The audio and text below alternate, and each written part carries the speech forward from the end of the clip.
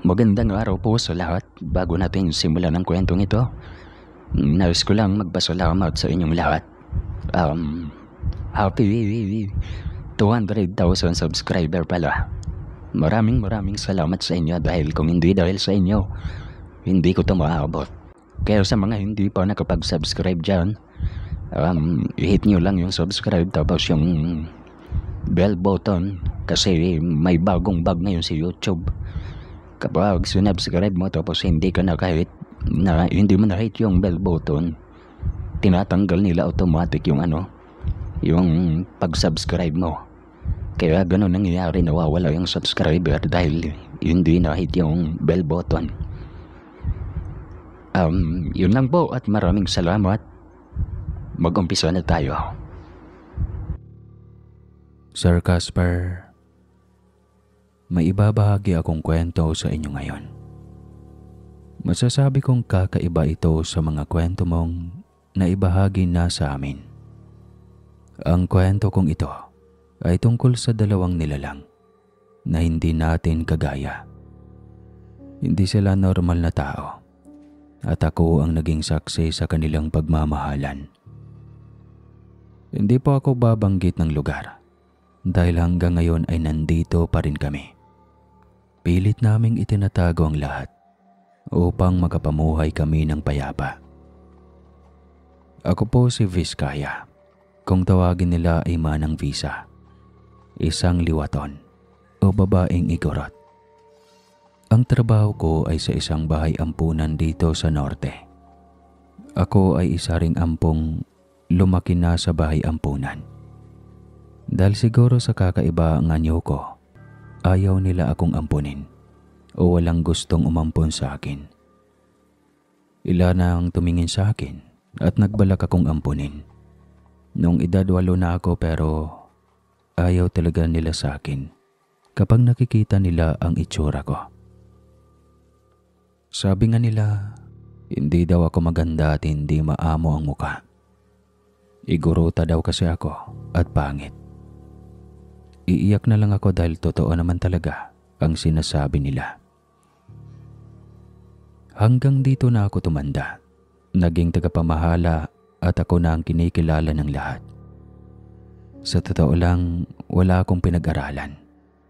Tinuturuan lang kaming magbasa at magsulat ng mga staff ng bahay ampunan. Pero matalino ako, kaya madali akong natuto.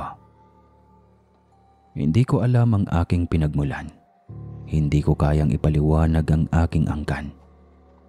May mga kakaiba kasi akong pagkatao na wala sa kagaya niyong mga ordinaryong tao. Marunong akong manghula minsan at kaya kong makabasa ng laman ng isipan ng isang tao. Marahil nakuha ko ito sa aking mga ninuno. Minsan ako ay nagugulat na lang sa kakaibang kakayahan ko.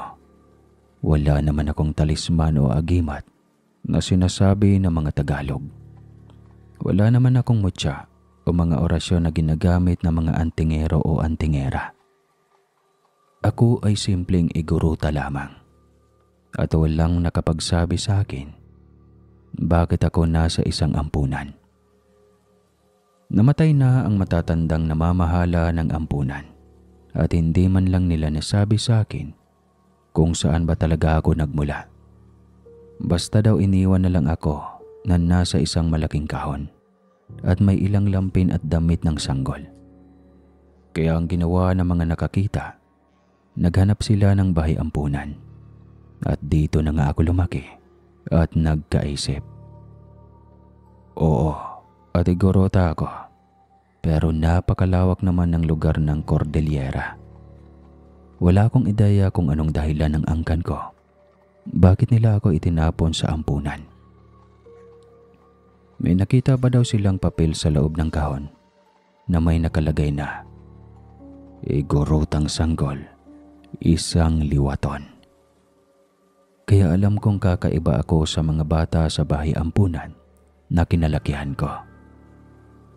At kung bakit may mga katangian ako na wala sa mga kapwa ko babae. Marami tuloy ang natatakot sa akin. Bukod sa kakaiba kong anyo, ang malapad na mukha at ang mahaba kong kuko. Sino nga ba ang hindi matatakot at maiilang sa kagaya ko? Malapit na rin ako maging senior citizen ngayon at dito na nga yata ako mamamatay sa lugar na ito. Noon ngang pandemic, nabulabog ang bahay ampunan at hindi na kami tumanggap pa ng mga kabataan. Pribado kasi ang bahay ampunan at mga foreigner ang ilang may-ari. Ang ibang namamahala naman ay mga madre na nangamatay na rin. Kaya ang nasa 20 kabataan ay nananatili sa pamamahala ko. At dahil luma na ang facilities ng bahay ampunan na to, at hindi na rin naglalabas ng pondo ang mga namamahala, kaya naman kapos na kapos kami at hirapan na sa lahat ng pangangailangan namin. Pero lumaki akong palaban at sanay sa hirap. Kaya nakakaya kong pamahalaan ang bahay ampunan. Doon nga humahanga ang mga sponsor namin. Kaya may mga pangilan-ngilan pa rin hindi kami pinapabayaan. Nagpasya na rin akong hindi na tumanggap pa ng bagong aalagaan. At kahit naman papano, nakakain pa naman kami ng tama. At may mga regular pa namang sponsor na naaawa sa amin. Pero isang gabi, may kumakatok at nagkataon na nagkakape pa ako sa sala. Nasilip ko ang mga mag-asawang madumi ang damit at may iniwan silang isang dalagita. Nakaupo ito sa aming hagdanan at nag-aalala ako dahil tanaw ko, umalis na ang babae at lalaki. Nawala na lang silang bigla sa dilim at umiiyak ang dalagita habang nakatanaw sa babae at lalaki na nag-iwan sa kanya. Agad kong binuksan ang pintuan at tinanong kung bakit kako siya iniwan. Magulang ko po sila. May nagbabalak pong pumatay sa amin at may humahabol po sa mga magulang ko. Nako, pumasok ka nga dito, Ining. Hating gabi na. Baka mapahamak ka pa. Tsaka nako, hindi na kami tumatanggap ng bagong aampunin dito. At ang laki mo na, dalagita ka na. Baka hindi bumayag ang mga amo ko, Ining. Ako ay caretaker lamang dito. Maawa na po kayo. Hindi po kami taga rito. Malayo po ang pinagmulan ko. Wala na po akong pupuntahan at wala naman po akong kamag-anak. Lahat po ay pinatay ng mga kaaway ng pamilya namin. Nakakatakot naman ang pinagmulan mo, Ining. Baka mamaya madamay kami. Marami pa akong inaalaga ang maliliit na bata dito. Hindi kaya madamay kami, ha? At baka pati ako ay madamay. Naku, mahirap yata, Ining, kung tatanggapin ka dito. Teka at, tatanungin ko muna ang mga boss ko. Lalo namang naiyak ang dalagita at doon nga gumana na naman ang aking kakayahan. Nababasa ko ang kanyang isipan at nagsasabi naman ito ng totoo. Kaya lang, may kinakatakutan ako sa isang bahagi ng kanyang isipan. May maitim ito at parang hindi purong tao ang dalagita. Ano ba ang pangalan mo, Ining? At pansamantalan dito ka muna. Ang sasabihin ko na lang, anak ka ng kaibigan ko at inahabilin ka na lang sa akin. Katrina po. Tina ang tawag nila sa akin. Salamat po, Manang. Tutulong po ako sa inyo dito. Huwag niyo lang akong paalisin. Dahil mukhang nasa trauma pa ito at naawa naman akong itataboy ito. Gabing-gabi na at wala naman siyang ibang pupuntahan. Kaya sinabi kong patago ko siyang patitirahin sa bahay ampunan. Kinabukasan, nagdatingan na ang aking mga kasamahan na stay out. Nagtaka sila dahil may bago nga akong kasama. Manang Visa, sino po yan, ha? Naku, may bago na naman tayong pakakainin yan. Kapos na nga tayo, nagdagdag ka pa ng pakainin. Sos, ako'y tigilan mo, Malo. Ako'y mabait sa inyo. Yun bang anak mo at asawa mo sa anakain? Bakit, Malo? Mga ampon din ba natin ang 2 mong anak at asawa mong batugan? Aring si Tina, anak ng kaibigan ko. inihabilin lang sa akin. Kumakapuna ka naman. Akala mo hindi ka nakikinabang sa akin. May narinig ka ba sa akin? Ilang taon na ditong nakain ang mag-ama mo? Dahil nga kilala nila akong diretsyong manalita at ako ang kinikilala ng mga boss namin na namamahala ng bahay ampunan. Hindi na nakasagot pa sa akin si Malo. Alam niya na tama naman ang lahat ng sinabi ko. Naawa lang din ako sa pamilya ni Malo. Isang kahig isang tuka lang ang kanyang pamilya. Kaya hinahayaan kong doon kumain ang kanyang mag-ama. Maging ang ibang staff hinahayaan na lang si Malo para walang problema. Mataray at palaaway kasi si Malo at iyon ang iniiwasan nila. Sa isip ko, ari mo ng dalagitang si Tina ang gagabayan ko. Alam ko ang pakaramdam ng iniwanan na lang, kaya ramdam ko ang pinagdadaanan ni Tina. Ewan ko ba, bakit naawa ako kay Tina? Mabait kasi ang aura nito. Kahit may nakikita akong maitim na parte sa kanyang pagkatao. Ayaw ko namang humusga kaagad. Ayaw kong maging dahilan ako para mapahamak ang dalagita. Nagsimula na ngang pag-isipan nila si Tina na mga kasamahan ko. Sa loob ng ilang araw na pamamalagi ni Tina, kung ano-anong kanilang mga parinig, nasa kanya lahat ang tingin ng aking mga kasamahan. Nakarating na rin sa aking mga boss na may pinatira akong isang dalagita. At dahil nga tiwala na sila sa akin ng aking mga boss, at ako ang kinikilala nilang caretaker ng bahay ampunan, walang nagawa ang aking mga kasamahan. Pinaboran kami ng aking mga boss. Hindi naman nila ako magawang pagkaisahan. Dahil ako, lahat ang pinagkakatiwalaan sa loob ng bahay ampunan. Lahat ng mga kasamahan ko doon ay sumasahod at ako ang nagpapasahod sa kanila. Lahat sila may mga itinatagong lihim at lahat ng iyon ay alam ko. Hindi ako pala sumbat na tao, lahat ng kalokohan nila sa loob ng bahay ampunan ay pinapalampas ko lang. Pero ang akin, huwag nila akong pakialaman sa aking mga diskarte. Sa 20 batang aming inaalagaan, umabot na lang ng 10 dahil may mga umaampo na sa 10 bata. Lahat sila ay idinadaan namin sa legal na pamamaraan. At kahit wala akong pinag-aralan, kayang-kaya kong asikasuhin ang lahat at diyan silang bumibilib ang mga boss ko sa akin. Habang tumatagal, napapansin ko na masipag pala na bata si Tina. May kusa ito at hindi ko na kailangan pang utusan. Di kagaya ni Malo na tamad. Hanggang sa matuwa na rin ang aking mga kasamahan sa kanya. Dahil nababawasan ang kanilang trabaho, mabilis kumilo si Tina at maliksi. Nagtataka rin ako kung saan nanggagaling ang lakas ng bata. Hanggang sa dumaan ang panahon at nagdalaga na ito, kasama pa rin namin sa bahay ampunan si Tina. At nagtapat na ako sa aking mga kasamahan na iniwan lang si Tina sa harapan ng aming pintuan. At nauunawaan naman ito ni na Malo at sinabing andyan na yan at hayaan na. Masipag naman at marunong sa mga gawaing bahay, wika pa nila.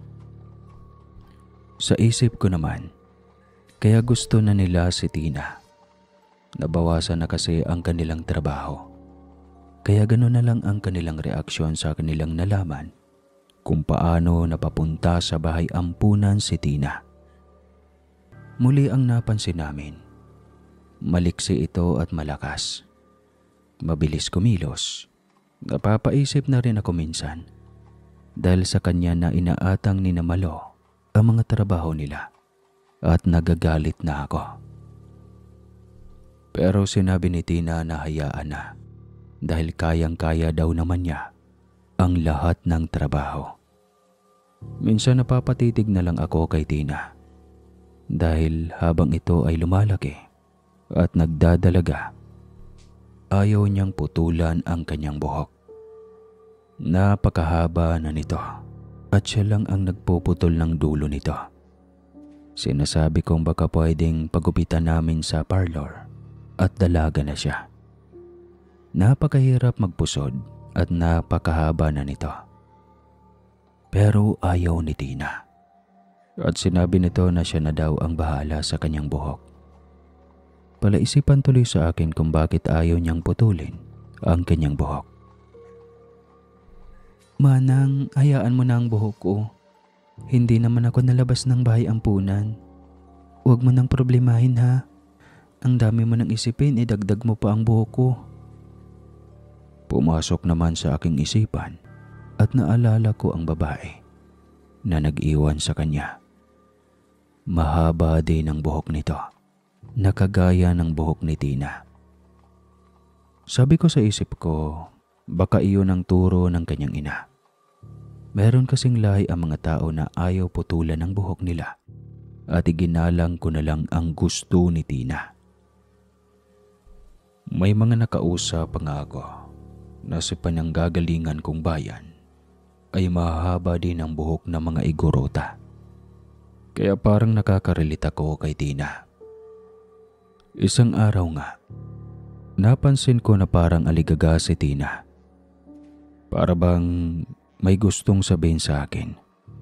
Kaya ako nang lumapit at nagtanong. Tina, kilala na kita at parang anak na ang turing ko sa'yo. Anong bumabagabag sa'yo at parang hindi ka mapakali?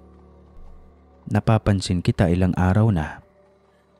Manang Visa, may pagtatapat ako sa iyo. 18 anyos na po ako bukas at kabilugan pa ng buwan. Sakto sa pagpatak ng kaarawan ko. Sabi po ng ina ko, may magbabago sa pagkatao ko oras na magde-18 na ako. Hindi ko po alam Manang Visa. Baka mamaya manakit ako at mawala ako sa sarili ko. Ay, alam ko na. Ang tanong, handa ka na ba ha, Tina? Ayaw kitang palitin. Matagal ko nang nararamdaman na may kakaiba sa pagkatao mo. Naawa naman ako kay Tina. Alam ko at nababasa ko sa kanyang isipan na nag-aalala nga ito sa magaganap sa kanyang kaarawan. Mabuti at binanggit mo yan, Tina. May nakikita ako sa katauhan mo noon pa mang dumating ka dito. Maitim ang naaninag ko, Tina. At may hindi ako maunawaan na hindi ka purong tao. Ako ay pinanganak na kakaiba rin. Kita mo naman sa anyo ko. Pero mas kakaiba ang pagkatao mo, Tina. Napaluha ito at tuluyan na nga niyang ipinagtapat ang lahat. Manang Bisa, lahing gabunan po ang aking ina at ang aking ama ay normal na tao lamang po. Mula nang makilala ni ina ang aking ama, kinalimutan na niya ang kanilang angkan. Ang sabi ni ina, iniluwanan niya ang itim na perlas at ang pangontra po namin ay ang aming buhok. Buhay po ang buhok ng ina ko. Kusa itong kumikilos pag may kalaban. Gusto po ng ema at oma ko o lolo at lola na patuloy kami na gawin ang maling nakagisna ng ina ko.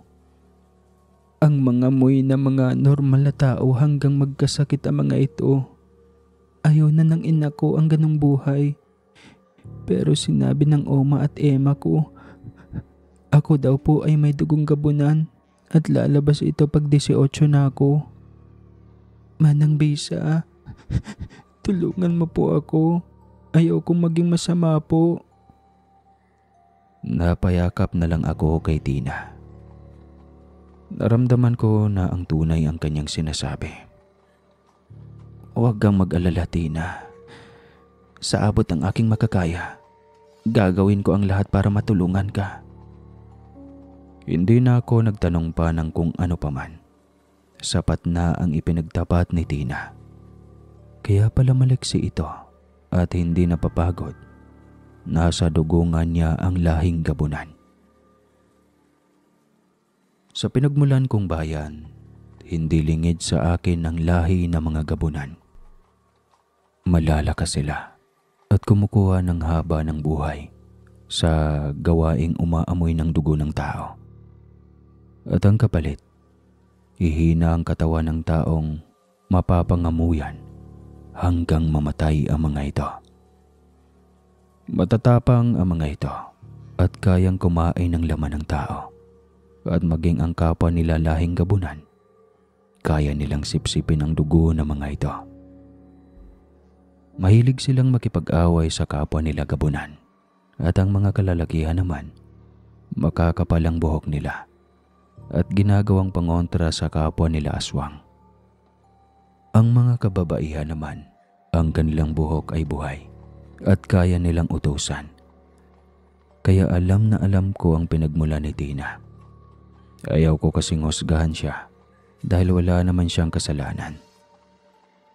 Tina, pagkakaalam ko pag galit na kayo, kaya niyong kumain ng laman ng tao. Ngayon pa lang, kailangan mong makontrol ang iyong sarili. Manalig ka sa Diyos natin. Magdasal ka. Malay mo tutulungan ka niya na hindi maging masama kagaya ng angkan mo. Opo, Manang. Hindi po ako masama. Ayoko pong mapagaya sa aking ina. Siguro sa ngayon napaslang na sila ng kaaway naming kapwa gabunan. Ang aking ama naman ay lalong walang kalaban-laban. Mabuti na lang iisa lang ako na naging anak nila, kundi mas nakakaawa pa ang aking mga kapatid. Sinabi ko kay Tina, ang magagawa lang namin ay makiramdam. Kailangang lagi siyang alerto at ako naman laging nakaalalay sa kanya. Ako lamang ang makakaunawa kay Tina. Walang ibang tao ang kayang unawain ang nangyayari sa kanya. Sadya sigurong pinagtagpo kami ng tadhana upang maalagaan ko siya. At ako naman bilang may kakaiba din sa aking pagkatao, naunawaan ko kaagad ang kanyang sekreto.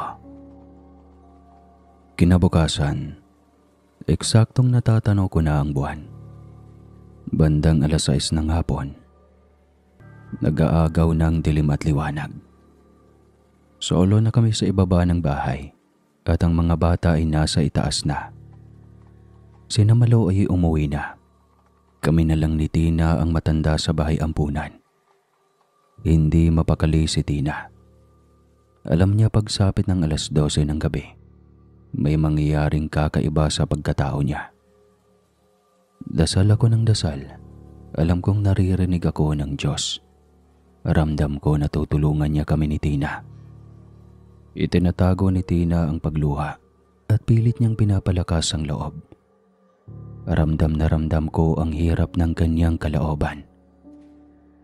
Saktong 12:00 ng gabi, saksi ako sa paggalaw ng buhok ni Tina. Inom ito ng inom ng tubig at pinagpapawisan. Manang, ito na po.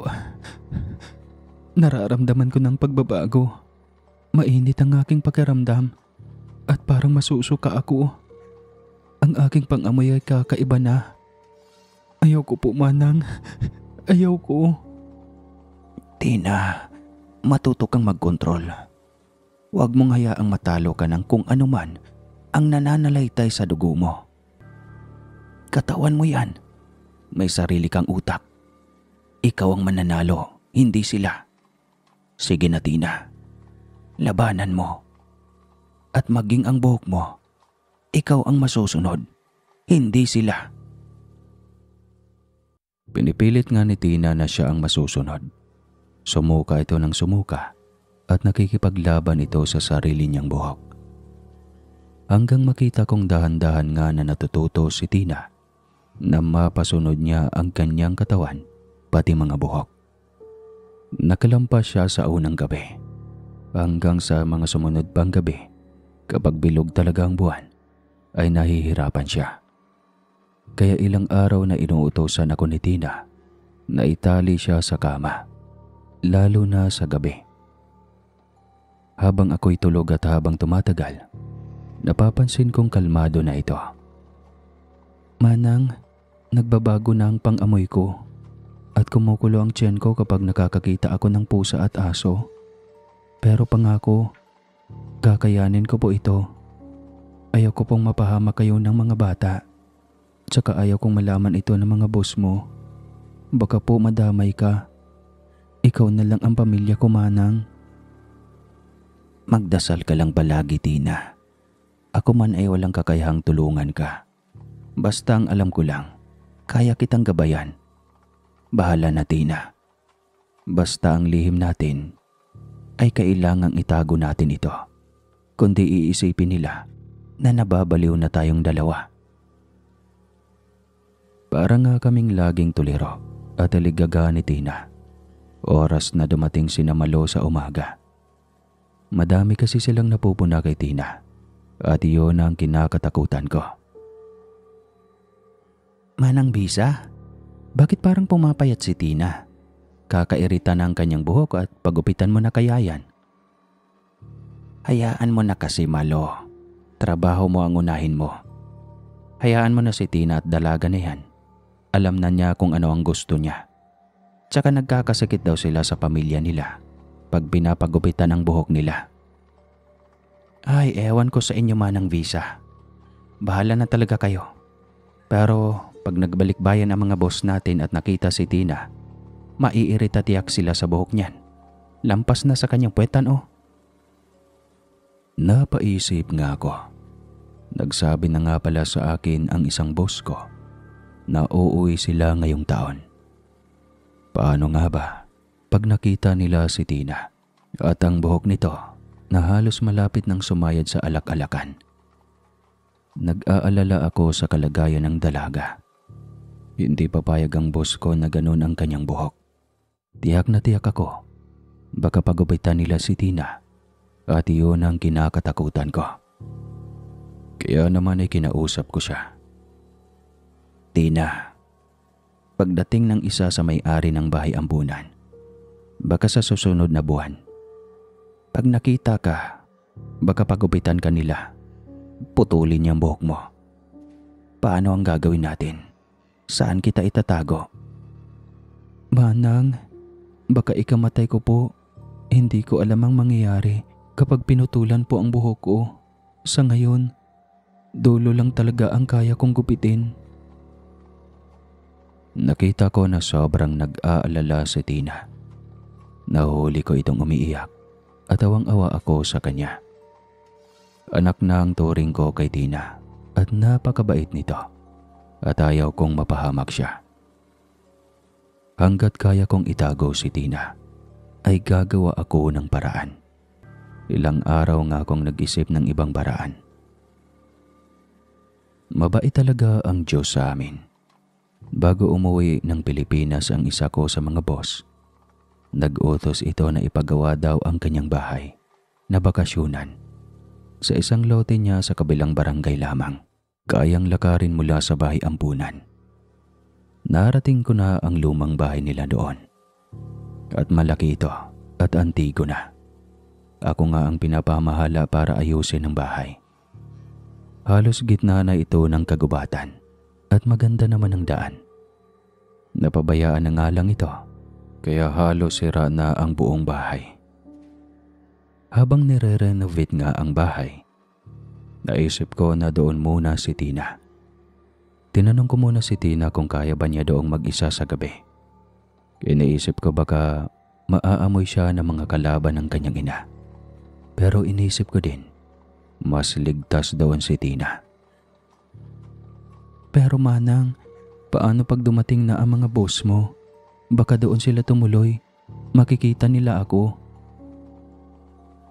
Madaling magtago, Tina. Hindi naman sila nagtatagal sa Pilipinas. Ilang araw lang sila dito. Tsaka wala namang sinabi sa akin na titira sila. Pinaayos lang talaga nila. At sayang daw ang bahay. Matapos ngang ma-repair at ayos na ang lahat, nagsabi ako sa boss ko na baka pwedeng patauhan ko ang bahay nila para may maglilinis araw-araw. Natuwa naman si madam at tama daw ang naisip ko at ako na raw ang bahala. Halos nagpapasalamat ako sa Diyos kahit papano may pagtataguan ako kay Tina. Tina, alam kong mahirap pero wala na tayong magagawang ibang paraan. Tahimik doon at wala kang kapitbahay. Halos kagubatan ng paligid. Pero private na lupain yon. Kaya walang makakapasok na ibang tao doon. Basta ang gagawin mo lang para maging abala ka ay linisin lagi ang buong bahay. Pupunta ka lang dito sa bahay ampunan kapag kailangan kita. At huwag kang mag-alala. Dadalhan kita lagi ng pagkain doon ha. Niyakap ako ng mahigpit ni Tina at nagpasalamat. Hindi ko na po alam ang gagawin ko sa buhay ko, Manang Visa. Mabuti na lang at nandyan ka palagi para ako'y gabayan. Maraming salamat po talaga. Kinabukasan nga, maaga kong inihatid si Tina sa bahay bakasyonan ng boss ko. Nagulat siya dahil antigo na ang bahay at napakalaki nito. Tina, hindi ka ba natatakot ha? May TV naman at radyo dyan at may kuryente naman. Hayaan mo. Pag may nakita akong mumurahing cellphone, bibilhan kita para matawagan mo ko. Tsaka tignan mo ang paligid. Payapa naman ang kagubatan na yan. At ang kabila daw ng kagubatan yan ay malawak na ilog na. At hindi na yon pag-aari ng boss ko. Ano sa palagay mo? Kaya mo bang mag-isa dito? Sa isang buwan nandito na ang boss ko. Basta alerto ka na lang pag may naramdaman kang dumarating na sasakyan. Magtago ka muna sa kagubatan. Kakayanin ko po, Manang. At kailangan kong gawin na magpakatatag. Dahil alam kong wala nang ibang tatanggap pa sa akin. Tatandaan ko po ang lahat ng bilin mo. At huwag ka pong mag-alala sa akin. Nagkaisip akong patakbo-takbo at nagtatago sa gubat. Kaya sanay na sanay po ako sa ganitong lugar. Lumuluha akong iniwan si Tina. Wala namang pagkakaiba sa buhay ko sa sitwasyon ni Tina. Ako man, tumanda nang hindi alam kung paano na rin ba ang buhay ko. Pagkarating ko sa bahay ampunan, nandoon na naman ang buong pamilya ni Malo. Kumakain at halos mauubusan na ang mga bata. Sa mga bata naman talagang pagkain na kinakain nila at hindi kasama sa budget ang mag-aama ni Malo. Malo, sana kumain na lang kayo. Huwag mo nang hakutin ang bigas at dilata. Kwentado yan ng mga boss natin. Alam nila kung kailan yan mauubos. Abosado na kayo eh. Nalaki na ang mga anak mo. Malo, malalakas nang kumain. Dati pagtanghalian lang kayo kumakain. Pero ngayon, nahahalata ako. Pati hapunan nandito kayong lahat. Malo, kilala mo ako. Hindi ako madamot pero magbanat kayo ng buto. Huwag umasa sa bahay ampunan. Aba, tamo nga naman nagsalita ang hindi abusado. Yun ngang ampon mong si Tina. Hindi din naman siya kasama sa budget ah. Pero, ang suporta mo hanggang kabilang bahay ni boss, talagang siya pa ang pinaburan mo. Sa halip na kami para libre bahay na, hindi ba abusado ka rin? Manang Bisa ha, ako'y tigil-tigilan mo. Baka mapaalis ka dito, saan ka papupulutin ha? Wala ka namang pamilya. Ganon ba, Malo? Sige, sa iyo na ang ampunang ito. Tignan ko lang kung makakaya mo. At baka sa kalabusan ang kahantungan mo sa ugali mong yan. Ganid at magnanakaw ka pa. Paayag na ako. Hayaan mo magsasabi ako kay boss na aalis ako dito. Nagpaalam nga ako sa boss ko at sinasabing pag-uusapan namin pag-uwi niya ng Pilipinas. Lumipas sa mga araw, dumating na nga ang boss ko kasama ang asawa nitong foreigner na milyonaryo. Nag-meeting ang lahat ng staff ng bahay ampunan. Ayaw pumayag ng boss ko na si Malo ang mamahala. Mukhang walang tiwala ang boss ko. Sinabi ko ang lahat, kaya lalong nawala ng tiwala kay Malo. Sa galit pa ng boss ko, dahil nananagot si Malo na akala mo'y kaya niyang siraan ako sa boss namin. Kaya ang nangyari, tinanggal si Malo at hindi pumayag ang boss ko na umalis ako. Galit na galit si Malo sa akin at nagbanta na gagantihan daw niya ako. Paano na daw sila? Sip-sip daw ako at traidor. May araw din daw ako. Kumuha ng ibang staff ang boss ko para makatulong ko. At sinabi nitong hanggat kaya ko, hindi daw nila ako tatanggalin. At pag hindi ko na daw kayang magtrabaho sa bahay ampunan, ay sa bahay bakasyonan na lang daw ako tumira habang buhay. Napahagulgol na lang ako ng iyak at naalala ko kaagad si Tina. Ligtas na ang ampon ko habang ako'y nabubuhay. Habang abala sa pamamasyal ang mag-asawa, agad akong pumunta kay Tina. Bit-bit ang mga pagkain at mga pasalubong sa akin ng boss ko. Nagulat ako kay linis ng paligid ng bahay bakasyonan at maging ang loob ng bahay. At nakita ko si Tina. Masaya itong sumasalubong sa akin. Manang Bisa, aba, ang aga mo naman. Tsaka may pagkain pa ako. Ang dami mo namang dala sa akin. Ano ba yan ha? Tina, masaya ako. Mukhang sanay ka na dito ha. Eto mga chocolate at mga kagamitan mo. Pasalubong yan ng boss natin. Kay ganda namang tignan ng bahay. Salamat Tina ha. Humanda ka ha. Darating sila dito. Baka bukas o sa mga susunod na araw. Nandito na ang boss natin. Umalis ka muna ha. Magtungo ka sa ilog. Doon sa gubat. Aalis naman agad sila sa hotel sila tumutuloy. Opo Manang, ako na pong bahala. Masaya akong bumalik sa bahay ampunan. Kay gaan na ng aking pakiramdam. Wala na ang mag-anak ni Malo. Mababait ang bagong staff na nakuha ni boss. At ngayon pumapabor ang magandang kapalaran sa amin ni Tina. Pagbalik ng boss ko, agad itong nag-aya patungo sa bahay bakasyonan nila. Kinakabahan man ako, pero alam kong hindi ako mapapahiya. Alam kong maririnig ni Tina ang sasakyan ng boss ko, kaya hindi ako kinakabahan. At pagbaba nga sa sasakyan ng mag-asawa, tuwang-tuwa sila. At malinis daw ang paligid. Kay linis daw ng bahay nila. Maging ang asawa nitong foreigner ay humanga. Manang, asan ang caretaker mo ha? Pasasalamatan ko at bibigyan ko ng tip. Ganyan nga, alagaan niyo ang bahay na ito. At Manang isipin mo na bahay mo na rin ito pagtanda mo ha. Huwag kang mag-alala. Marami pa kaming bahay bakasyonan. At ito ay sa iyo na balang araw. Ay, kay ganda talaga at ang linis. Asan na ba ang caretaker mo? Ipakilala mo kami Manang. Nako, baka nasa bayan na madam. Hayaan mo po at makilala mo din siya. Ampon ko po yon at sa akin na rin lumaki.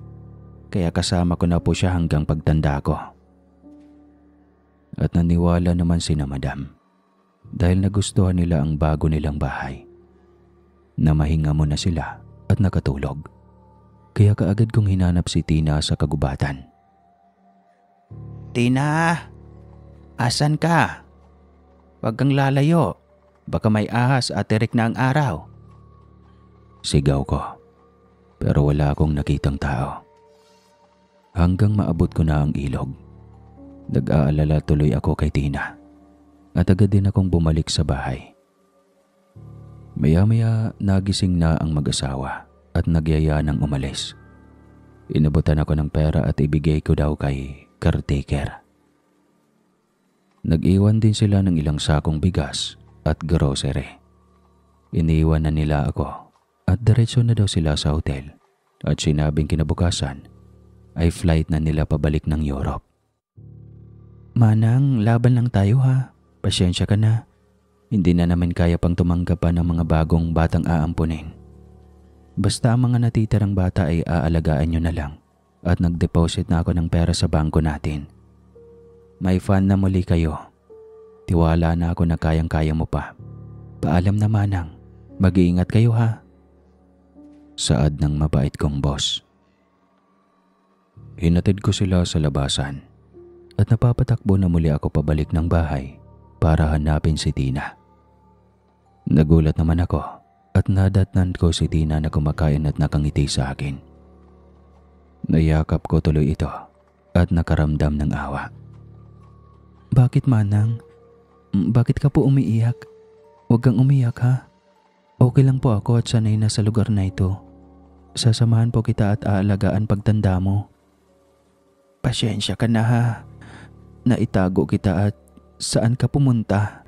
Hinahanap kita sa kagubatan. Bakit wala ka naman doon? Baka di mo lang ako nakita Manang. Pero aktibo na naman ang aking kakayahan. Nababasa ko sa isipan ni Tina na nagsisinungaling ito sa akin. Tina, yung totoo. Alam mo na nakakabasa ako ng utak ng tao. Asan ka kanina? At sino ang kasama mo sa gubat ha? Oo nga pala. Kaya niyong mabasa ang isipan ko. Okay po. May nakilala ako Manang nakatira sa kabilang ilog. Kaedad ko lang. Mabait ito. Tsaka ang mga magulang niya ay kay babait nila sa akin. Si Tramos po ang kaibigan ko. Nakilala ko noong maligo ako sa ilog at habang nandito ang boss natin, nasa kanila ako at doon muna tumambay. Tina, tama ba ang narinig ko? Nakatawid ka ng ilog? Paano? Ang lawak ng ilog at malalim yun ah. Baka malunod ka doon. Hindi ba sila natakot o nagtataka sa buhok mo ha? Hindi naman po Manang, may daan po ng tao sa bandang ilayahan ng ilog. At ang bait nila sa akin. Manang Visa, huwag ka nang mag-alala sa buhok ko ha. Kontrolado ko na sila. Tsaka huwag kang mag-alala sa kalagayan ko ha. Sanay na ako sa lugar na ito. Ewan ko ba. Naramdaman kong nagsasabi naman ng totoo si Tina. Muli akong nagtiwala sa kanya at nagpaalam na akong babalik na sa bahay ampunan. Habang naglalakad nga ako, pagkaramdam ko, may sumusunod sa akin. At tama ako. Ang asawa ni Malo. Lisay ka mga mata at may binabalak itong masama sa akin. Matandang sip-sip. Tignan natin ngayon kung may kakampi ka pa dito. Walang kabahayan dito at kahit magsisigaw ka pa, walang makakarinig sa'yo. Anong kasalanan ko sa'yo? Bakit ganyan ang igaganti mo? Sa ilang taon na pinakain namin ng mag-ina mo, ang bahay ampunan ng tumulong sa iyo. Ang mga ninakaw mong kagamitan namin, wala kang narinig sa akin. Tabi mong sinasabi, lulumpuhin kitang matanda ka. Mga hampasin ako ng dala nitong kahoy nang biglang may dumamba sa kanya at napakabilis ng pangyayari. Para bang ipo-ipo ito sa bilis kumilos. Nahagip lang ng mga mata ko ay isang nilalang na hinila ang katawan ng asawa ni Malo patungo sa gubat. Nawala sila sa gubat at agad ko naman silang nasundan. Naabot ko si Tina na nasa ibabaw ng katawan ng asawa ni Malo habang ang buhok nito nakapulupot sa liig nito at wala nang malay ang asawa ni Malo. Duguan na ito at umiiyak si Tina sa galit. Nagbago ang mukha ni Tina. Nakakatakot at para bang kumukulubot ito. Ibang-iba ang aura ni Tina. Kayang-kaya niyang pumatay ng tao. Lumalabas sa kanyang pagkatawang lahi niyang gabunan. Demonyo ka! Papatayin kita! Bakit mo sasaktan ang taong napakabait sa atin? Tina, huwag anak. Anak ko, huwag kang papatay ng tao.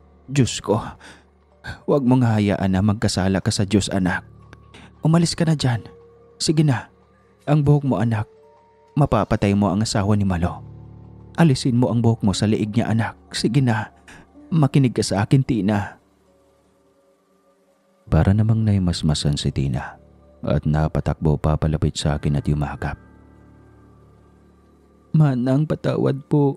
Nagawa ko lang sa kanya yan kasi sasaktan ka niya. Sige po, babalik na ako sa bahay. Umalis ka na po, sige na. Nawalan lang siya ng malay. Maya-maya magigising na po yan. Kita ko nga na humihinga pa naman ang asawa ni Malo. Kaya dalian kaming umalis ni Tina. Naghiwalay na kami sa daan at ako'y bumalik na sa bahay ampunan. Kinagabihan, magsasara na ako nang biglang sumugod si Malo at nagwawala ito. Halos pinagmumura ako at kulang na lang ay saktan ako. Mabuti na lang at nakapasok agad ako sa loob ng bahay at pinagbabato niya ako. Mabuti at kaagad kong nakapagsara ng pinto, kundi masasaktan ako sa dala niyang mga bato. Paano na kami, Manang? Napakasama mo. Ang asawa ko dugo ang bumalik sa bahay namin. Hirapan ng kumilos. Ano ang ginawa mo sa kanya, ha? Paano na kami mabubuhay ng mga anak ko? Paano na? Aba, Malo. Sa pulis ka pumunta. Bakit ka dito sumugod? Magpa-blatter ka, total pinagbibintangan mo ako. Bakit naman ako ang sisisihin mo, ha? Hindi ba't inutusan mo ang asawa mo para lumpuhin ako? Baka gusto mo pati ikaw ay ipakulong ko. Sige, anong gusto mo? I-report kita sa pulis, lahat ng ninakaw mo dito sa bahay ampunan. Napaurong naman si Malo at natakot ito. Hindi na ito nakapagsalita at ang natitirang bato na hawak niya, muling ibinato sa bintana at nabasag ito. Hindi pa tayo tapos, Manang Bisa. May araw ka rin. Subukan mo. Ipapablatter kita bukas na bukas din. Pag may nangyari sa akin, kayo ang dadamputin ng mga pulis. Nagtatatakbo na ito papalayo at agad kong sinigurado na sarado na ang gate at pintuan ng bahay ampunan. Kinabukasan, sinabihan ko ang staff ng bahay ampunan na mag-ingat kay Malo. Kaya naging alerto lahat kami. At tumawag ako sa pulis na naka-assign sa bahay ampunan para magpa-blatter. Tuloy lang ang buhay namin sa bahay ampunan at sinabi ko kay Tina na mag-ingat din dahil solo siya sa bahay bakasyunan. Kaya't alam kong kaya naman ni Tina na ipagtanggol ang kanyang sarili kumpara sa akin. At tama nga ako. Isang gabi may nangyari sa bahay bakasyunan. Mabutit na ibili ko na si Tina ng mumurahing cellphone. At nagulat nga ako dahil tumawag ito sa akin at pinasok daw siya ng 2 lalaki at binalak pagnakawan. Manang Bisa, sorry po. Ayoko po naman manakit ng tao. Pero pinilit nila akong saktan ko sila. Pinilit nilang kinukuha ang mga bigas at ilang kagamitan dito. At pinipilit nilang kunin ang perang ipon ko. Kaya nasaktan ko po sila. Manang, sorry po talaga. Diyos ko, Tina. Ayos ka lang ba, ha? Ayos lang po ako. Yung isang lalaki sugatan at nakatakbo. Pero yung isa po, binalak akong saksakin. Nandito ang katawan niya. At wala na po siya, Manang. Patay na po siya. Patawad po. Pumahagulgol na ng iyak si Tina at ramdam ko ang takot nito. Kinabukasan, maaga akong nagtungo sa bahay bakasyunan. Nagulat ako at awang-awa kay Tina dahil duguan ito na nakasiksik sa sulok ng sala at umiiyak. Anak, nandito na ako. Sige na, maligo ka na. At ako nang bahala sa kanya. Self-defense ang nangyari. Huwag kang matakot. Tatawagan ko kaagad ang pulis na nagbabantay sa bahay ampunan. Tao siya ng boss natin. Tahan na, anak. Okay lang yan, ha? Sinabi ko sa pulis na pinasok si Tina at lumaban lang ito dahil saksakin siya. Pero Manang, bakit bali-bali ang buto ng lalaki at wala namang tama ng patalim?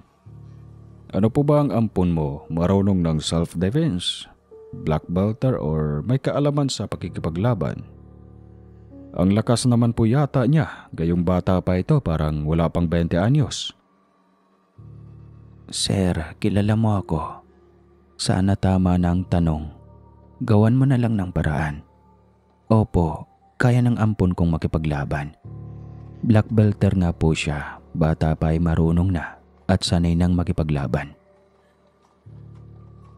Dahil nga kilala na ako ng pulis, agad itong gumawa ng report at self-defense nga ang naganap. Kaya walang naging anumang kaso si Tina. Kinulong lang ito ng 24 oras at wala namang complaint. Nanginginig ito at takot na takot. Mabuti na lang ang kanyang buhok ay kaya niyang makontrol. Pagkatapos ng pangyaring iyon, ilang linggo ding tulala si Tina at ramdam kong may inililihim na ito sa akin. Tina, wala ka bang sasabihin sa akin ha? Manang, aksidenteng natikman ko ang dugo ng lalaki. Tumalsik ito sa bibig ko. Manang, hinahanap ng panlasa ko ang dugo. Sabi ng kaibigan kong si Tramos, kaya daw po niya akong tulungan. Pinagtapat ko sa kanya na may dugo akong aswang at handa daw niya akong tulungan. At papaano naman, Tina? Ano ba ang kaibigan mo ha? Albularyo ba siya o ang kanyang magulang? Paano kanya matutulungan? Nalilito ako, Tina.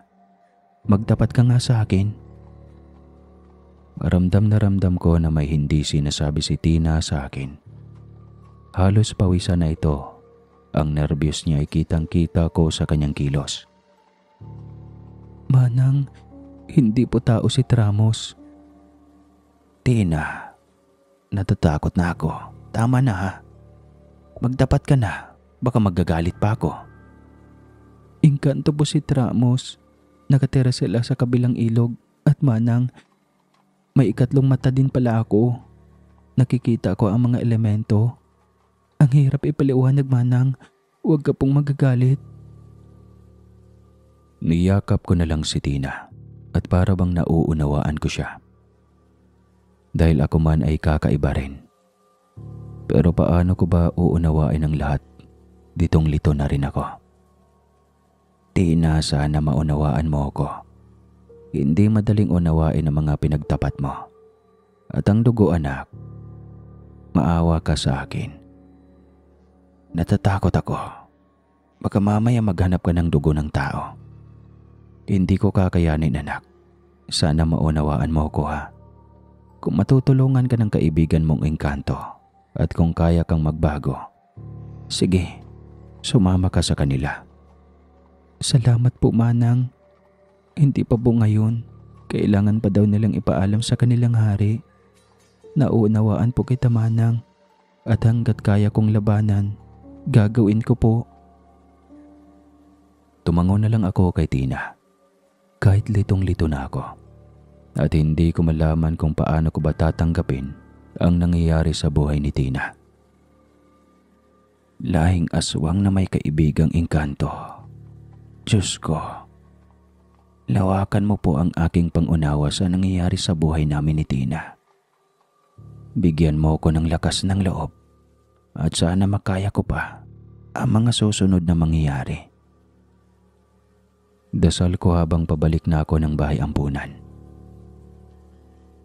Habang papalapit ako sa bahay ampunan, nahalata ko na may itinuturo sa akin ng staff namin. Nasa bintana ito. Tinuturo ang bodega namin. May bodega kasi kami sa likuran ng bahay at nandoon ang mga kagamitang bigay ng mga sponsor namin. Mga lamesa at mga bangko ang laman ng bodega. Maging ang ibang kagamitan ng mga bata at ang iba pa nga ay imported na dala ng boss ko. Hindi ko naman maunawaan ang itinuturo ng staff ko. Kaya dali-dali akong lumapit sa bodega. Aba Malo, anong ginagawa mo dyan?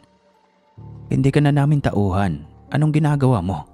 Ninanakaw mo ang aming mga kagamitan. Tumawag kayo ng pulis. Magmadali kayo. Sigaw ko sa staff ng bahay ampunan. at agad akong tumakbo papasok ng bahay. Alam kong kaya akong sakta ni Malo at kailangan kong umiwas sa kanya. Bakit ka tumakbo, Manang? Duwag ka palay. Kukunin ko lang naman ang kabayaran sa ginawa mo sa asawa ko. Hindi ako natatakot sa pulis nyo na binabayaran ng boss mo. Bago nga mahakot ni Malo ang mga lamesa at mga kagamitan na bagong-bago pa, dumating ang mga pulis at nagbalak pang tumakbo si Malo at isang lalaki na kasama nito. Pinagmumura pa niya ang mga pulis at sinabing bayaran ng boss ko. Naghabulan sila sa likurang bahagi ng bahay ampunan. Kitang-kita ko ang lahat at binalak pang gumanti ng lalaking kasama ni Malo. May dala din palang baril ang lalaki, kaya napilitang paputukan sila ng mga pulis. Natamaan ng lalaki at bumulagta ito sa lupa at duguan. Habang si Malo nagbalak pang pasukin ako sa loob ng bahay ampunan at may dala itong kutsilyo. Hindi pa malabo ang mga mata ko. Kitang-kita ko ang isang anino na tumula kay Malo habang napasok sa loob ng bahay ampunan. Anino ito ng isang lalaki at kaagad kong kinusot ang mga mata ko. At talagang anino ito. Hindi ako pwedeng magkamali. At 2 beses niyang itinulak si Malo hanggang madapa ito at tumusok ang patalim sa kanyang tiyan. Marami kaming nakasaksi, maging staff ng bahay ampunan. Ang nakita nila na dapa si Malo at aksidenteng hawak niyang patalim ay naisaksak niya sa kanyang tiyan. Malo! Diyos ko, tulong po! Tuguan po si Malo! Sigawan ng mga staff ko. At ako naman ay natulala na lang dahil nakita ko pang naglakad papalayo ang anino. Para pa itong kumaway sa akin bilang pamamaalam niya. Agad namang nadala ng mga pulis si Malo sa ospital. Pero namatay din daw. Habang ako'y nagpapahinga sa aking kwarto at hindi ko pa matanggap ang lahat ng nangyari, tumawag naman sa akin si Tina at takang-taka ako. Alam niya lahat ng nangyari. Gayong hindi ko pa naman sinasabi sa kanya ang lahat-lahat. Manang, okay ka lang ba? Ano po ang masakit sa iyo? Pupunta po ba ako dyan, ha? Tina, anong alam mo? Paano mo nalaman na may nangyari dito, ha? Tina, magtapat ka nga. Ikaw ba yung aninong tumula kay Malo? Hindi agad nakasagot si Tina at halata akong nahihirapan siyang sumagot mula sa akin. Tina, ano ba? Ano yung anino? Alam mo ba yon? Anong alam mo, ha? Magtapat ka. Alam mong ayaw na ayaw kong nagsisinungaling ka sa akin. Si Tramos po ang aninong iyon, Manang. Huwag ka pong magagalit sa amin. Nararamdaman po niya pag may panganib at nararamdaman daw niya na may mangyayaring masama sa iyo kaya sinundan ka niya papunta dyan sa bahay ampunan. Diyos ko, Tina, salamat ha. Pero napatay niya si Malo. Pero wala naman siguro siyang hangad na ganun ang mangyayari. Okay, naunawaan ko na ha. Huwag ka nang mag-alala, sige na. Ayos lang ako. Bukas pupunta ako dyan at baka pwede mo akong ipakilala sa kaibigan mo. Masayang ibinaba ni Tina ang cellphone at lalo naman akong natulala sa mga bagong kaganapan sa buhay namin ni Tina. Nangyayari na nga sa buhay namin ang mga imposible at kami lang ni Tina ang nakakaunawa sa lahat ng hiwaga. Kung may makakaalam man na ordinaryong tao lamang, baka isiping pareho kaming baliw ni Tina. Mula nga noon, hindi na namin alam ang nangyari sa mga anak ni Malo. May bali-balita na kinuha na daw ng kanyang mga kamag-anak ang mga anak nito. At ang asawa naman nito ay namatay na rin. Wala naman akong hangad na masama kay Malo. Ilang taon ko ding nakasama ito sa bahay ampunan at hindi ko lubos maisip bakit kami humantong sa ganong senaryo. Mula nga noon, tumutok na lang ako kay Tina. Mas kailangan niya ang gabay ko. Kabilugan ng buwan noon at doon ako natulog sa bahay bakasyunan ng boss ko. Yun daw kasi ang tamang araw para gamutin si Tina at isasama siya ng magulang ng kaibigan niyang Engkanto. Yun din ang hudyat na makikilala ko na si Tramos. Manang, alam kong bukas din ang ikatlong mga mata mo. Kaya lang hindi mo alam paano ba ito gagamitin. Yan ang sinasabi sa akin ni Tramos. Dahil nakita mo daw ang kanyang anino noong sugurin ka ni Malo. Kaya, Manang, huwag kang matatakot sa kanya ha. Mabait po ang kaibigan ko. Maya-maya lamang, ganap na ang bilugan ng buwan. Kay liwanag ng sinag nito. At nakaupo kami ni Tina sa duyan, doon sa halamanan ng bahay bakasyonan. At isang lalaki nga ang kaedad ni Tina ang lumapit sa amin. Hindi ko alam kung saan ba ito nagmula. Basta nakita ko na lang siya, napapalapit na sa amin ni Tina.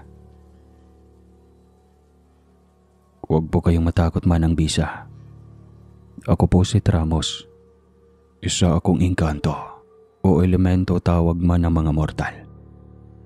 Matagal na po kami sa lugar na ito. Daang taon na. Baka po wala pa kayo sa mundo ng mga tao. Nandito na kami. Doon kami naninirahan sa kabilang ilog. Hindi man ninyo nakikita. Isang malawak na pamayanan ng mga Engkanto ang naninirahan doon. Maswerte kami. At hindi pa ginagalaw ng gobyerno ng tao ang lugar namin. May portal po kaming inaalagaan at malaya po kaming nakakalabas-masok sa mundo ng mga tao at mundo namin. Ha? Nakikita nga kita, iho eh. Diyos ko, tunay nga kayo. At iba ang anyo mo. Mahabang mukha mo at tenga. Napakaputi ng balat mo pero hindi ako nakakaramdam ng takot sa iyo. Tina, siya palang kaibigan mo. Salamat nga pala at tinutulungan mo ako noon. Kundi dahil sa iyo baka nasaksak na ako ni Malo. Namanga ako sa anyo ni Tramos. Kaya nga pala nilang maging taong Engkanto. At sa nararamdaman ko, mabuti ang kalooban nito. Tama nga naman ang kanyang sinabi. Baka nga hindi pa ako tao, ay nandoon na sila sa lugar na iyon. Masaya ako para kay Tina. Nakatagpo siya ng bagong pamilya. Agad kong tinanong si Tramos kung kaya ba niyang matulungan si Tina na maalis ang kanyang nakakatakot na katauhan. At sinagot ako ni Tramos na pwedeng-pwede daw. Dahil sa kanila daw mundo, may mga halimaw din na kumakain ng kapwa nila Engkanto. At kaya daw nilang alisin ang sumpa sa dugo ng mga ito at nagiging normal na muli ang buhay ng mga ito pagkatapos. Kaya lang sa sitwasyon ni Tina, magiging ang kahati ng kanyang pagkatao ay magiging immortal na. Pero huwag kayong mag-alala, dito pa rin naman mamumuhay si Tina sa mundo ng mga tao kasama po ninyo. Manang, hindi ba't may pangako ako sa inyo? Aalagaan pa kita. Hanggang sa pagtanda mo, kahit po ganito na ang buhay ko, wala na akong pag-asa maging normal na tao. Kaya po nang ipinaliwanag sa akin ng mga magulang ni Tramos ang mangyayari, pumayag na po ako. Ayoko pong manakit ng mga tao at bigyan pa kita ng isipin. Ni Tina. Pangako, Manang Bisa. Ibabalik ko po si Tina ng ligtas. Bumilang ka ng 9 na araw. Madadatnan mo muli si Tina sa bahay na ito. Dagdag pa ni Tramos. Niyakap ko ng mahigpit si Tina. Alam ko naman na babalikan niya ako. Kaya malaki ang tiwala ko sa kanya at sa kanyang kaibigang elemento. Naglaho na sila sa liwanag ng buwan. Masayang-masaya ang aura ni Tina nang maglaho ito. Halos sampalin ko na ang aking mukha. Baka kasi nananaginip lang ako. Pero gising na gising talaga ako. Pwede ba lang mangyari ang ganon? Isang lahing aswang, naging kaibigan ng Engkanto. At saksi ako sa kanilang magandang samahan. Kung bukas lang ang ikatlong mga mata ng lahat ng tao, Baka sakaling maraming mahihirap at mga taong miserable ang buhay ang natutulungan sana ng mga elemento. Kinabukasan, maaga akong bumalik sa bahay ampunan. Naging abala na ako sa mga batang may gustong umampon. Masaya ako dahil kukonte na ang mga bata at magaganda ang kanilang katayuan sa buhay. Mayayaman ang mga umaampon sa kanila at lahat dumaan sa legal na paraan. Hanggang dumating na ang ika-9 na araw, matapos akong magsara ng bahay ampunan, maaga akong nagtungo sa bahay bakasyunan.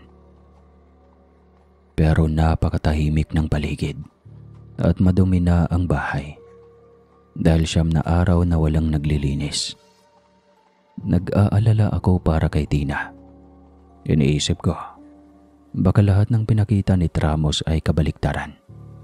Baka mga itim na engkanto ang lahi nito at wala na siyang balak pang ibalik si Tina. Wala naman akong mapagsusumbungan ng mga oras na yon. Baka isipin pa ng mga pulis na nababaliw na ako. Sa Diyos na lang ako humingi ng tulong. Matapos kong maglinis ng bahay, namahinga ako at nakatulog. Subalit pagkagising ko, wala na talagang Tina na bumalik. Napaluha ako sa awa sa ampon ko. At ang isa ko pang iniisip, paano kung bumalik ang ina ni Tina? Ano ang sasabihin ko? Kung iniisip man namin ni Tina na baka patay na ang kanyang mga magulang, pero paano kung buhay pa pala ang mga ito?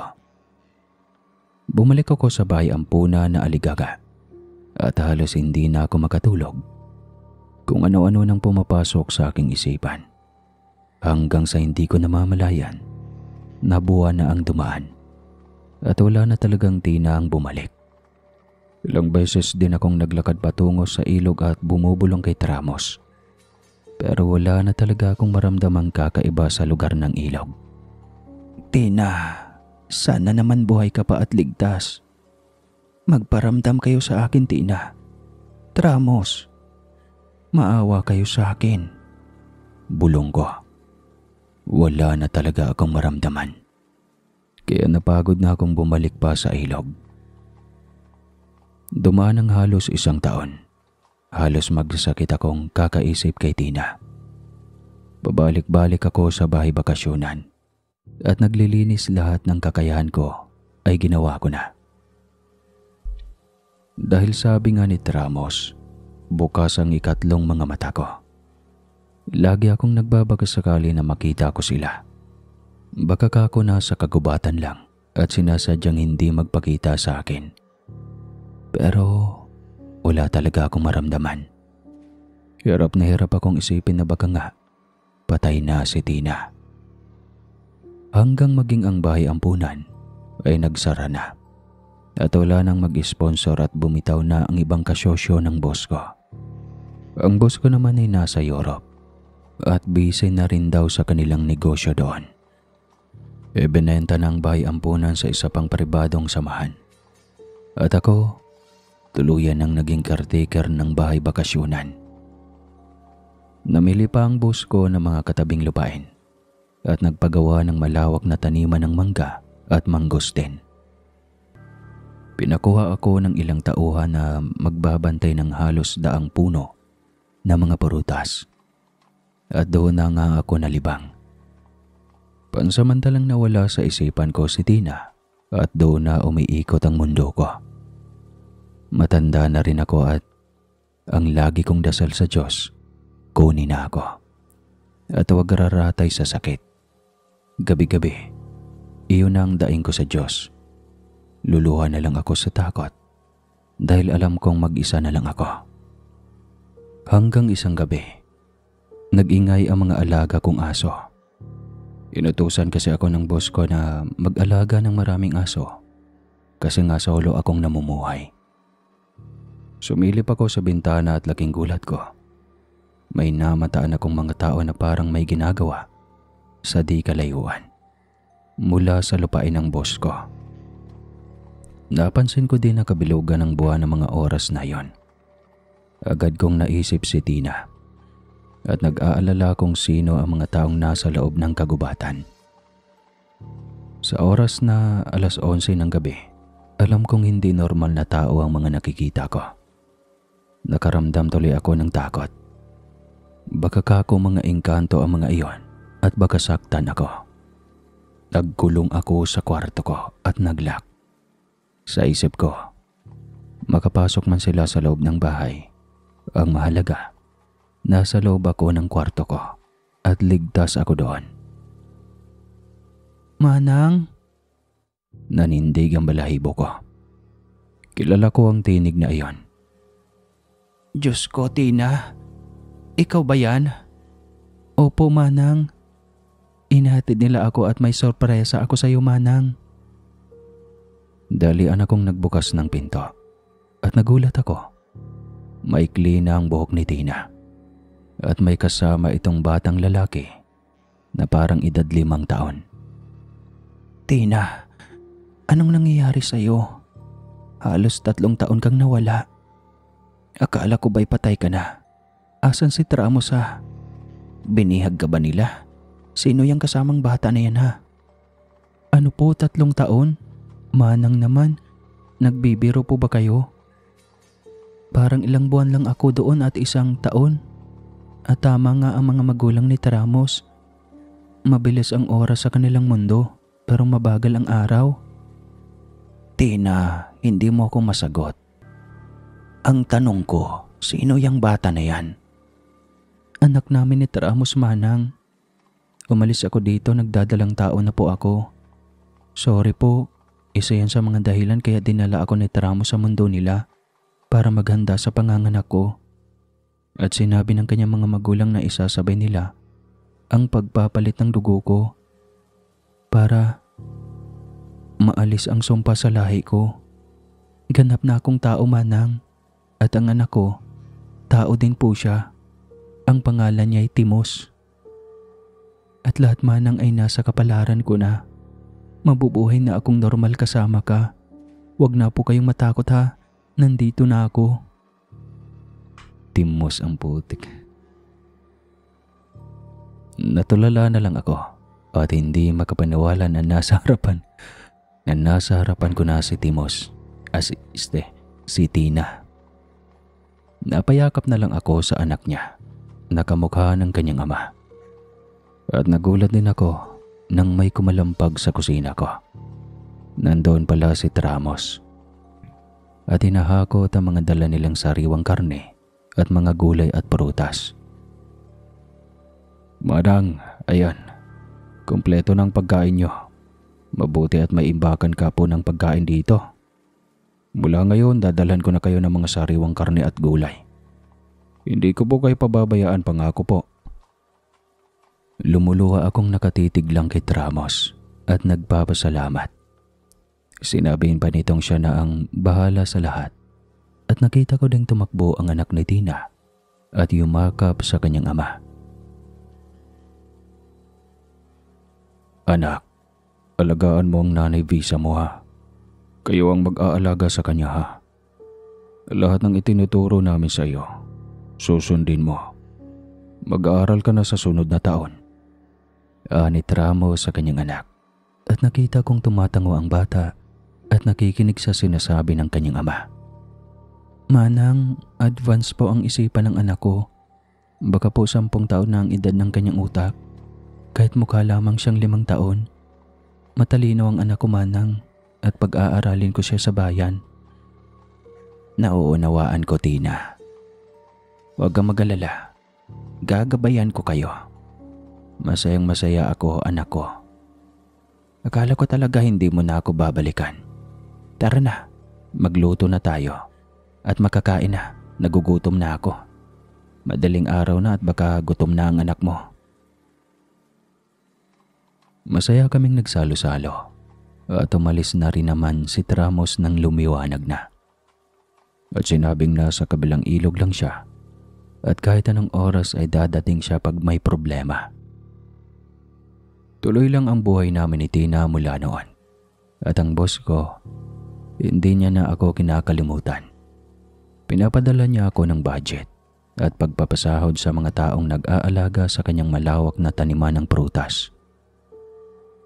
Napuna ko naman sa mag-ina ni Tina.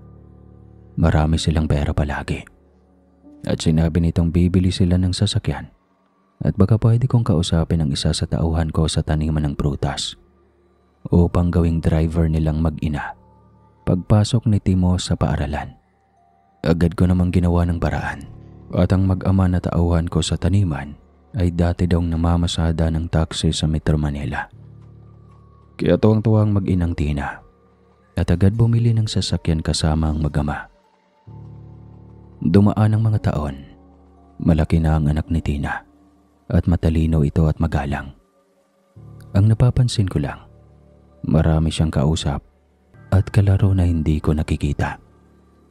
Nagugulat na lang ako dahil bigla na lang dumarating si Tramos na hindi ko alam saan ba ito dumaraan. Hanggang sa makasanayan ko na ito. Manang, may pera na ako. Gusto kong hanapin ang mga magulang ko. Tutulungan daw ako ni Tramos. Walang makakagalaw sa akin kahit bumalik ako sa bayan ko. Baka kasi buhay pa ang itay dahil normal na tao naman ito. Tama ka, Tina. Yan din ang nararamdaman ko. Baka nga buhay pa ang ama mo. Sige, payag ako. Alam kong may magtatanggol na sa iyo ngayon. Masaya ako, anak. Kayang-kaya mo na ngayon ang lahat. Naghanda na nga ang mag-asawa at iniwan nila sa akin si Timos. Dahil bakasyon na ito at wala ng pasok, saksi ako at mangang-mangha ng maging ganap na tao si Tramos. Nakapantalon at t-shirt ito. At hindi mo akalaing taong engkanto ito. Nakita ko din na marami silang ginto, kaya maraming pera si Tina. Dapat mamigay sila sa akin, oh. Maagang umalis ang mag-asawa. Halong takot at pag-aalala ang nararamdaman ko kay Tina. Alam niyang pwede siyang sakta ng mga kamag-anak ng kanyang ina. Pero alam ko ring hindi nila kaya si Tramos. Nakakatawa man, pero ang lahing aswang at taong engkanto pala ay pwede palang maging isa. Kaysay ako habang nakatanaw sa kanilang papalayo. Habang ang kanilang anak, abala sa mga kaibigan niyang siya lang ang nakakakita. Ating gabi na nang sila ay makabalik. Lumuluha si Tina dahil hindi na niya naabutang buhay ang kanyang ama. Nagkasakit na daw ito at walang nag-aalaga. Ang kanyang ina naman ay nawala na lang at alam niyang pinatay na ito ng kanyang mga kalahi upang makuha ang mutya sa katawan ng ina niya. May mga sumubok ding saktan daw si Tina dahil nagpaputol daw ito ng buhok na bawal iyon sa kanilang angkan. Pero hindi nila kaya si Tramos. Nanigas na lang daw ang mga tiyan at tiyuhin ni Tina at hindi nila malaman kung bakit at paano nagawa iyon ni Tina sa kanila. Manang, lagana pa rin ang kanilang kasamaan. Ang dami pa rin nila doon. Awang-awa ako sa itay ko. Nakita na lang daw itong patay na at said ang dugo. Gusto ko silang gantihan pero iniisip ko ang anak ko. Ayokong maging masama. Diyos na lang ang bahalang umusig sa kanila, manang. Huwag kang mag-alala, mahal ko. Ang mga tiyuhin at tiyahin mo na nakaharap ko ay mananatiling stroke na ang kanilang katawan. At maging ang kanilang dugo ay babara sa kanilang ugat. Hindi na nila magagamit ang kanilang mutya at hihina na ang kanilang kakayahan. Sa adaman ni Tramos na awang-awa kay Tina. Natuldukan na nga ang lahat ng katanungan ni Tina. Mula nga noon, panatag na ang loob niya. Lagi niyang pinagdadasal ang kanyang ama at ina at nananalangin na sana malipol na ang angkan niya upang matapos na ang kasamaan ng mga ito. Pero kailangan nating tanggapin, Tina, nakasama na ng mga tao ang lahi niyo noon pa man. Ang maipapayo ko lang sa iyo ay palakihin mo ang anak mo sa tamang pag-uugali at huwag hayaang maging masamang tao. Sir Casper, alam mo ba sa ngayon dalawa na ang anak ni Tina? Isang babae at isang lalaki. At muling nawala si Tina ng halos 1 taon. Bumalik na may dala na namang anak at kay saya ko. Marami na kami sa bahay at kay babait at kay gagalang na mga apo ko. Nandito pa rin kami sa bahay bakasyunan ng boss ko at nagbalik-bayan muli sila. Nagpatayo muli sila ng isa pang bahay na bakasyunan sa gitna ng kanyang taniman ng mangga at doon sila tumutuloy pag umuuwi ng Pilipinas. Ibinigay na nila sa akin ng tayo ng bahay ko. At kahit sa maliit na lote, nasa pangalan ko na ito. Sinabi naman ni Tina na kaya naman niyang bumili ng malawak na lupain sa tamang panahon. Si Tramos naman, patuloy itong nakabantay sa kanyang mag-iina. Ang kanyang mga magulang ay paminsan-minsan ay dumadalaw din sa bahay namin. Kaya babait nila. Sabihin mang kabiluwa ng mga sinasabi ko, Sir Casper, pero mas tao pa silang kausap at marunong silang makipagkapwa-tao kahit sila ay mga engkanto. Marami na pala ang kagaya ni Tina sa buong Pilipinas na naging asawa ng mga elemento at hindi lang talaga kayang paniwalaan ng ibang tao. May mga pinakilala sila kay Tina na may mga anak na rin ng mga taong engkanto. Naging matalik na kaibigan ni Tina ang mga ito at natuto na si Tinang makipagkaibigan at masaya si Tramos para sa kanyang asawa. Basta ang laging sinasabi ng mga magulang ni Tramos, huwag mangingialam sa batas na pangtao at hayaan ang mga tao sa kanilang maling gawain. Basta't huwag papakialaman ang buhay ng mga taong engkanto. Hindi na ako nagtataka sa mga pinakitang ugali ni Tramos sa amin. Pinalaki pala siya ng kanyang mga magulang na may sariling prinsipyo. Kahit kaya naman nilang mamuhay ng marangya dahil may pag-aari naman silang mga ginto. Pero ayaw ni Tramos mabago ng pera ang kanilang buhay. Basta manang, mabuhay ka hanggat gusto mo at kami na po ang bahala sa iyo. Mahal na mahal kita manang Visa. Kundi dahil sa iyo, hindi ako magiging ganap na tao. Kung hindi mo ko inalagaan at itinago sa mga tao, baka baliw na po ako ngayon o di kaya ay napatay na ako ng mga kalahi ko. Napangiti na lang ako at inalala ang aming nakaraan ni Tina. Kundi pala ako naging matapang, baka nga pulutin kami ni Tina sa mental hospital. Sir Casper, hanggang ngayon, nandito pa rin kami ni Tina at ang dalawa niyang anak. Gumagawa na kami ng paraan para mabili ni Tina ang tabi ng ilog upang mapalapit kami sa pamilya ni Tramos. Ang boss ko naman, nananatiling nakasuporta sa akin at hindi ako nagsisisi sa buhay na pinasok ko. Kahit pa hindi ko na nakita pa ang pamilyang pinagmulan ko, masaya na rin ako dahil binigyan ako ng Diyos ng anak na mahal ako. At may mga apo akong kay tatalino. At habang lumalaki ang mga ito, ang paggalang nila sa akin ay hindi kayang tumbasan ng salapi. Tandaan ninyo, hindi po lahat ng ating nakakaharap ay totoong tao. Ang batayan natin sa ngayon, kung mabait sila sa atin, dapat lang palitan din natin ito ng kabutihan din, upang mabuhay tayo ng masagana at payapa habang buhay. Maraming salamat po, Sir Casper, sa walang sawang pagbabasa sa masalimuot naming mga tunay na kwento ng buhay. Manang Visa po ng Pilipinas.